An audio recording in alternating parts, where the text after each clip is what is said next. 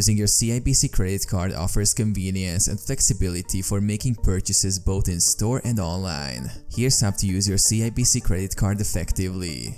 Activate your card. Once you receive your CIBC credit card, activate it by following the instructions provided either online through the CIBC mobile banking app or by calling the activation number. Understand your card features. Familiarize yourself with the features and benefits of your CIBC credit card, including rewards programs, interest rates, and any associated fees. Make purchases. Use your CIBC credit card to make purchases at any merchant that accepts credit cards, whether in store, online, or over the phone. Monitor your spending. Keep track of your credit card transactions by regularly reviewing your account statements online through CIBC online banking or the CIBC mobile banking app.